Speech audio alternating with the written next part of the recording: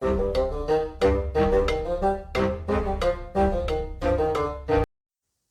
and welcome to the Critically Clueless on the Monk, and today we're going to be doing a review on NBA 2K21. Now I know it's a little bit late, but you know what? I had a bit of a downtime and gave it a go. I quite like basketball games, so yeah, let's get stuck into it.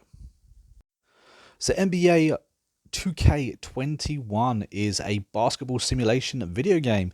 This is actually the 22nd installment, yearly installment of this franchise.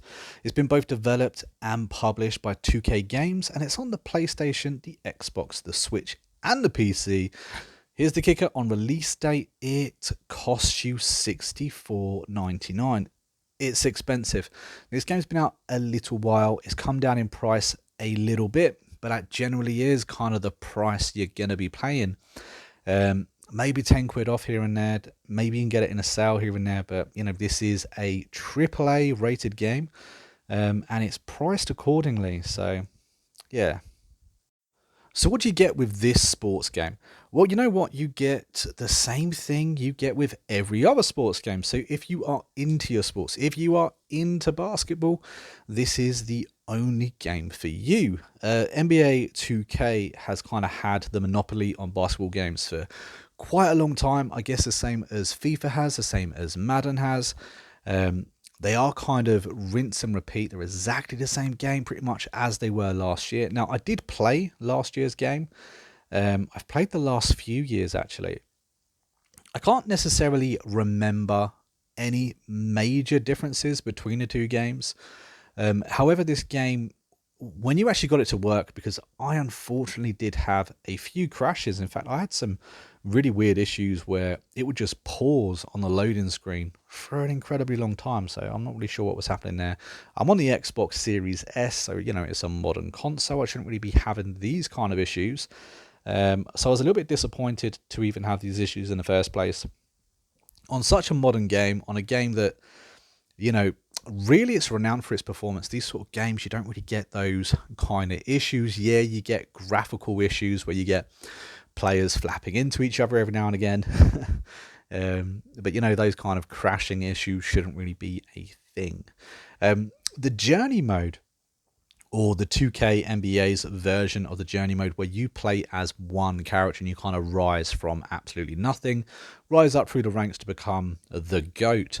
That was really interesting. They even had a celebrity guest star. They kind of like put a bit more effort into it, which I'd quite like to see, that kind of effort put into little modes like that. But at the end of the day, I think most people are going to be either playing it online, they're going to be playing it like kind of ranked matches, or they're going to be playing franchise mode. So I personally stuck to franchise mode more than any of the other modes, but I did enjoy what I enjoyed. Now, I'm not a massive basketball fanatic. I do not know all the teams. I know enough to get me by, and I know a couple of the key players, and that is about it.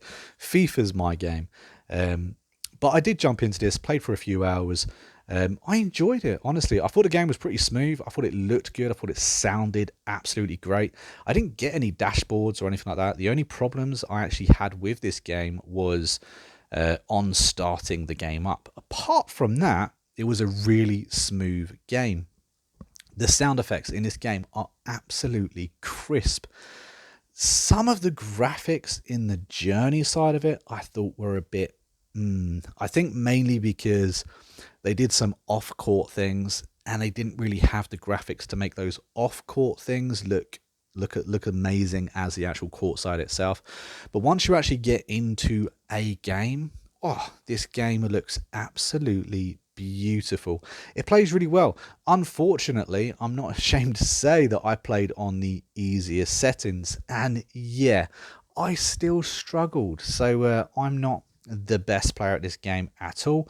However, I do think that even coming in as a complete noob, as a complete rookie, this game is still very accessible to someone on the skill level as myself, and you can turn these skills all the way up. They brought in a couple of new things this time round.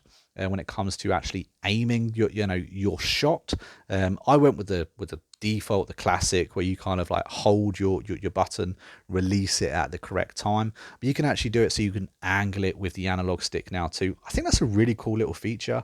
I can see the pros or the people that love this sort of game probably will switch to that. But I did enjoy it the way I played it, what I played it in.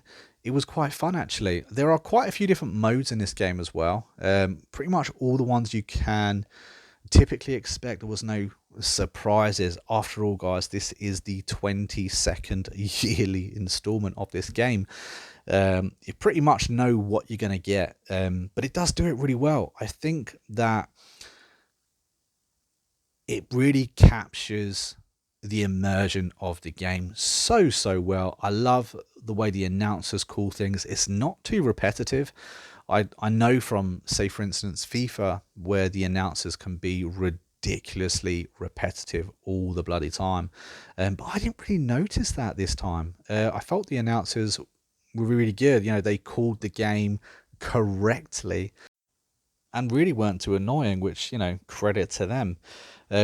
Guys, at the end of the day, this game is pretty much what you expect it to be. If you are wanting to pick up NBA 2K, if you've played any of the other games, you know whether you're going to like this, or not already. For anyone coming into the franchise, would I pick it up as a casual gamer for the price that it is right now?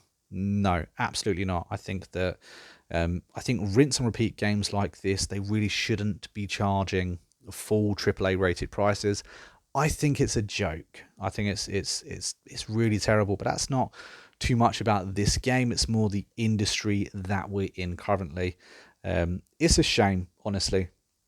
I think that whole part of it is a shame. But again, I think the same for FIFA as well. I don't think FIFA, Madden, those sort of games should be charging full AAA prices every single year, especially when the features themselves aren't necessarily that much difference. However, this is actually a good game. I'm going to give this game a 7 out of 10. Honestly, I can't fault it too much. Obviously, the story is... there isn't really a story unless you go to the journey mode, and the journey mode is okay. It's nothing amazing, nothing stand out in there. I like the way that you can customize your character and kind of change your character at the beginning of the game, put points in. I thought that was a nice little touch, but apart from that, it's kind of standard. But guys, if you've enjoyed this review, don't forget to hit that like button, subscribe to the channel, and of course I'll drop the rest of our links down below. Maybe you fancy buying me a coffee, or maybe you fancy joining our newly created Discord channel. It's literally just popped up this week, so you'll be one of the first people inside. Come along and say hello. But from me, guys, that's it. I'll catch you later, and I'll see you in the next review. And as ever, thank you very much, guys. If you are still watching this review, if you stuck all the way to the end, a big, massive thank you to you. Honestly, you're doing so much for the channel just by watching the video, hitting that like button. Very much appreciate it. And don't forget my red banana, guys. If you watched it to the end, drop red banana down below. That way the rest of the viewers ain't got a clue what you're talking about. But thank you very much, and I'll catch you next time.